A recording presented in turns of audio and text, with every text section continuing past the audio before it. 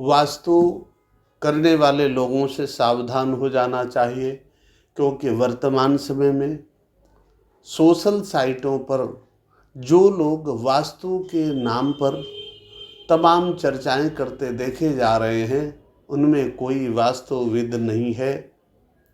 क्योंकि वास्तु पढ़ने के लिए किसी विश्वविद्यालय जाना होता है।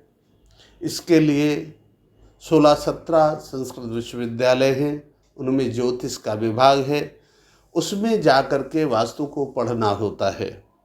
लेकिन दुर्भाग्य से 99% ऐसे लोग आज सोशल साइटों में छाए हुए हैं, जिन्होंने ना तो वास्तु पढ़ा है, ना उन्हें वास्तु का कोई ज्ञान है और ना वास्तु के प्रति समर्पण है। उनके मुख में जो भी आता है वास्तु के नाम पर वो बका करते हैं।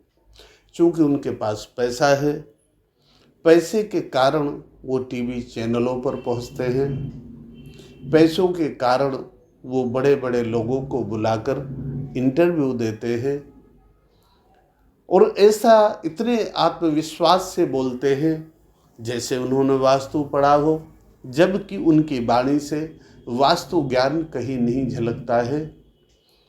लेकिन जितनी बेबाकी से वो बोलते हैं, इससे ऐसा भरोसा होने लगता है कि शायद वो सही बोल रहे हैं। लेकिन उनकी इस बेबाकी का राज उनका वास्तु ज्ञान नहीं है और ना ही वास्तु शास्त्रों का अध्ययन है और ना ही उन्हें ऐसा कुछ विश्वास है कि ऐसा हो जाएगा।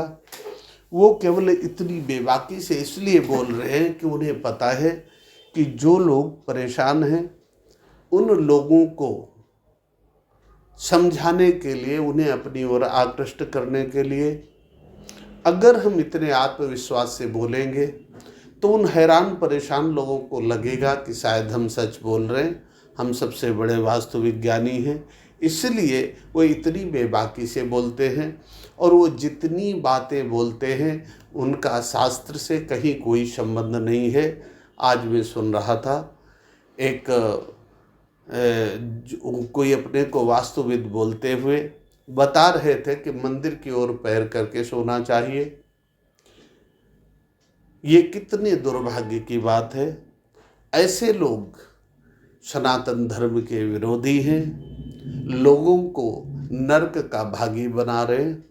ऐसे मनमाने ढंग से इतनी बेबाकी से वास्तु के विषय में बोलने वाले लोगों से सनातन धर्मियों को बचना चाहिए। ये जिस बेबाकी से बोलते हैं उसका कारण इनका वास्तु ज्ञान नहीं है, अपितु बेशर्मी है। क्योंकि शास्त्र में कहा गया है, एकाम लज्जाम परित्यज्य सर्वत्र विजयी भवेत।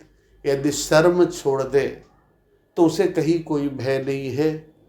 वो अगर बेशर्म बन ही गया है कोई व्यक्ति, तो वो जो भी बोले और उससे जिसका फायदा नुकसान हो उससे उस व्यक्ति का कोई लेना देना नहीं होता।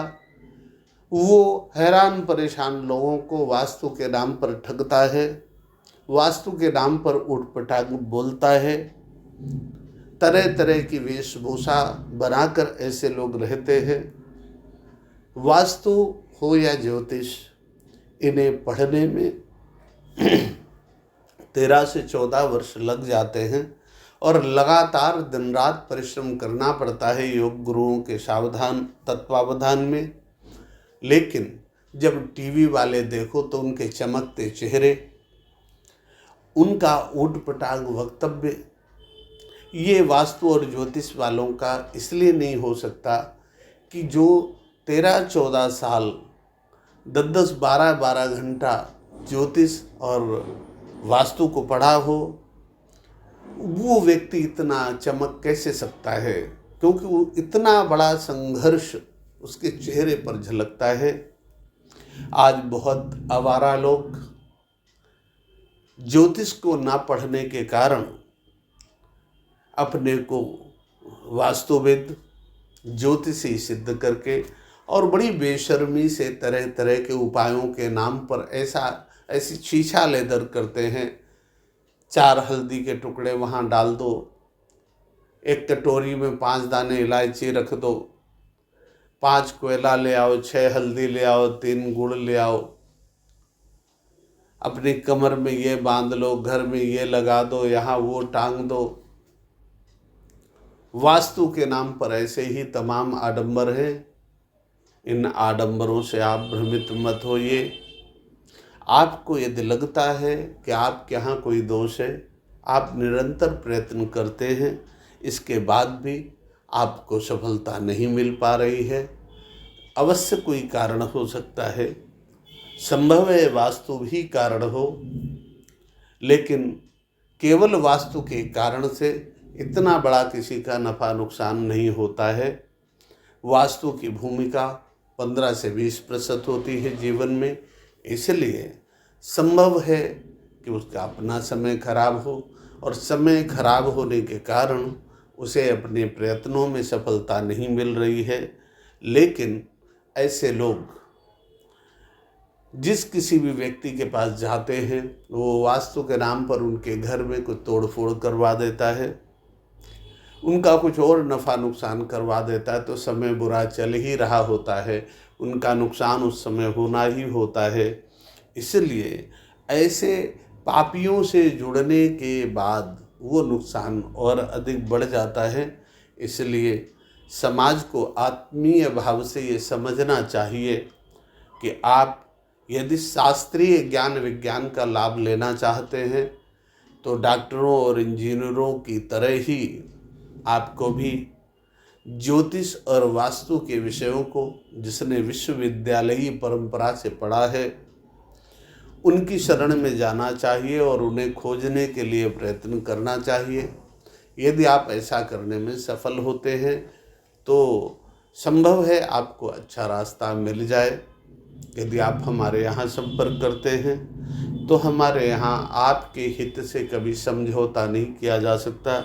ये मैं भरोसे से कहता हूँ कि आपको कभी भी मिसगाइड नहीं किया जाएगा, आपसे कभी मनमानी पैसे नहीं वसूले जाएंगे। इसके बाद भी यदि आपको लगता है कि शायद मैं अपना विज्ञापन कर रहा हूँ, तो आप हमारे इस मत से सहमत हो कि आपको विश्वविद्यालय के जो रीडर प्रोफेसर आदि ज्योतिष शास्त्र के हैं, आप उनसे जाकर के मिलें, संपर्क करें, वो आपको सही मार्ग निर्देशन करेंगे और आप अपनी समस्याओं का निदान निकाल सकते हैं।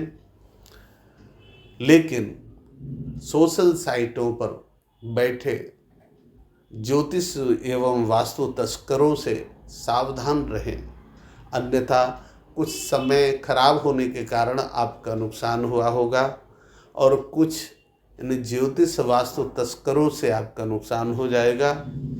इसलिए आप थोड़ा गंभीरतापूर्वक इन विषयों का लाभ लें और अच्छे लोगों से जुड़ें।